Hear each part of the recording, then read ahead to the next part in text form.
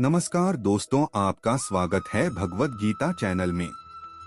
दोस्तों, चैनल को सब्सक्राइब करें और आज का शीर्षक मन के तूफान में स्थिर बुद्धि का दीपक, भगवत गीता से संदेश। जब जीवन में दबाव बढ़ता है, भविष्य की चिंता मन को घेर लेती है और मन बार बार भटकता है, तब गीता हमें एक सरल लेकिन गहरा रास्ता दिखाती है। श्री कृष्ण कहते हैं, मन को जीतना तलवार से युद्ध जीतने से कठिन है, पर अभ्यास और वैराग्य से यह संभव है। यह संदेश आज के समय में और भी प्रासंगिक हो जाता है, जब तुलना, अपेक्षाएं और डर हमें भीतर से थका देते हैं। गीता का पहला सत्य यह है कि हम परिस्थितियां नहीं हैं। परिस्थितियां आती जाती रहती हैं, लेकिन जो उन्हें देख रहा है वह आत्मा स्थिर है। जब अर्जुन युद्ध भूमि में विचलित हुए, तब कृष्ण ने उनसे कहा कि शोक और मोह से बुद्धि ढक जाती है। जब बुद्धि ढक जाती है, तब सही गलत का भेद मिटने लगता है। इसलिए पहला कदम है अपने मन की स्थिति को पहचानना, बिना उसे जज किए। कृष्ण आगे कहते हैं, कर्म करो, फल छोड़ो। इसका अर्थ यह नहीं कि लक्ष्य मत रखो, बल्कि यह कि कर्म की शुद्धता को प्राथमिकता दो। आज अगर तुम ईमानदारी से अपना काम कर रहे हो, पढ़ाई, कौशल, मेहनत, तो यही तुम्हारा धर्म है। फल कब और कितना मिलेगा, यह अनेक कारणों पर निर्भर करता है। जब हम फल के पीछे भागते हैं, तो कर्म बोझ बन जाता है। जब कर्म पर ध्यान रखते हैं, तो फल अपने आप मार्ग ढूंढ लेता है।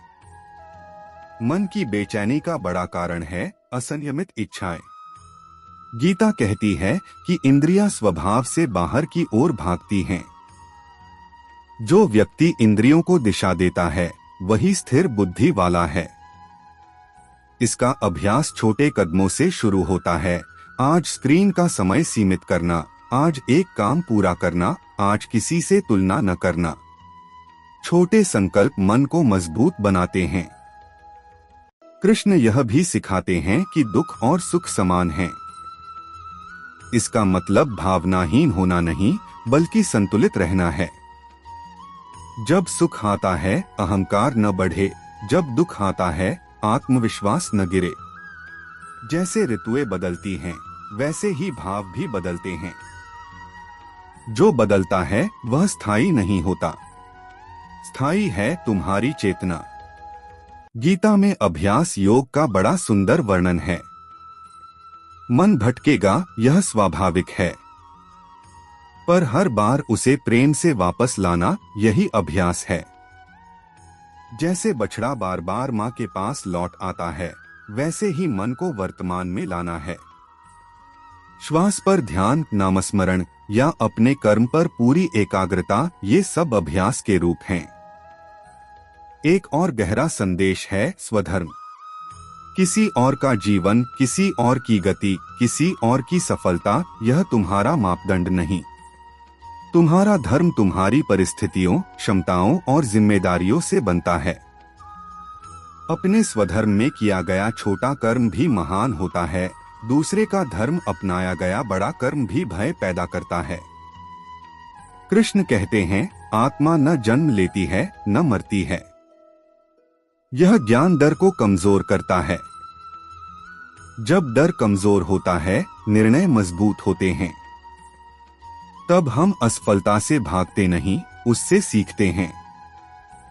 तब पैसा लक्ष्य नहीं, साधन बनता है। भविष्य भय नहीं, योजना बनता है। सेवा का भाव भी गीता का मूल है।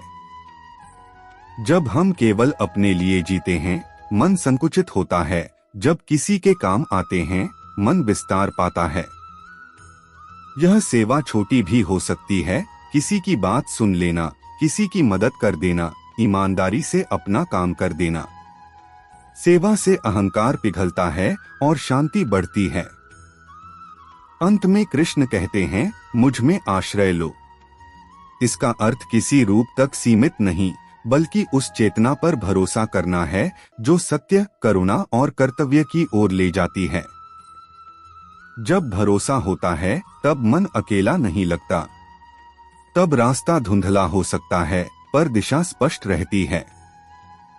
आज का संकल्प यही हो, मैं अपने कर्म पर ध्यान दूंगा, मन को अभ्यास से साधूंगा, तुलना छोड़ूंगा और अपने स्वधर्म में स्थिर रहूंगा। गीता कोई दूर की पुस्तक नहीं, यह हर उस क्षण में जीवित है जब तुम सही कर्म चुनते हो, भय से ऊपर उठते हो और शांति को प्राथमिकता देते हो। शांति बाहर नहीं, भीतर है और भीतर तक पहुंचने का मार्ग गीता हमें हर दिन दिखाती है। कृष्ण याद दिलाते हैं कि आशा के साथ धैर्य रखना भी साधना है। बीज बोने के बाद तुरंत फल नहीं मिलता, पर सही समय पर वह अवश्य फलता है। आज की छोटी मेहनत कल की बड़ी शक्ति बनती है। इसलिए जल्दबाजी नहीं, निरंतरता रखो। जब मन थक जाए तो एक पल रुककर यह स्मरण करो, मैं प्रयास कर रहा हूँ, यही पर्याप्त है। जो व्यक्ति प्रयास में सच्चा रहता है उसे जीवन सही मार्ग पर ले ही आता है। यही गीता का शांत भरोसा है। गीता यह भी सिखाती है कि कृतज्ञता मन को हल्का करती है। जो आज है उसके लिए धन्यवाद देना सीखो। शरीर, श्वास, अवसर। कृतज्ञ मन में शिकायत कम और साहस अधिक होता है। हर दिन बस इतना करो कि आज कल से थोड़ा बेहतर बनो। बड़ी छलांग की जरूरत नहीं, छोटे कदम ही जीवन की दिशा बदल देते हैं। जब इरादा साफ होता है तो मार्ग अपने आप खुलता है। कृष्ण कहते हैं कि आत्मसंयम ही वास्तविक शक्ति है। जो व्यक्ति क्रोध, भय और अधीरता को देख पाता है वही उन्हें धीरे धीरे शांत भी कर पाता है। मन में उठी हर लहर पर प्रतिक्रिया देना आवश्यक नहीं। कुछ लहरों को बस गुजर जाने दो। याद रखो, अकेलापन स्थायी नहीं होता। यह भी एक अवस्था है जो तुम्हें भीतर की ओर मोड़ने आई है। जब तुम स्वयं के मित्र बन जाते हो तब बाहरी सहारे अपने आप मिलने लगते हैं। यही भीतर से मजबूत होने की शुरुआत है। गीता कहती है, आज का सही कदम ही कल की शांति है। अभी जो तुम्हारे हाथ में है वही करो। चिंता भविष्य की है, शक्ति वर्तमान की। वर्तमान में टिके रहो, यहीं से सब संभलता है। मनुष्य का सबसे बड़ा संघर्ष बाहरी नहीं, आंतरिक होता है।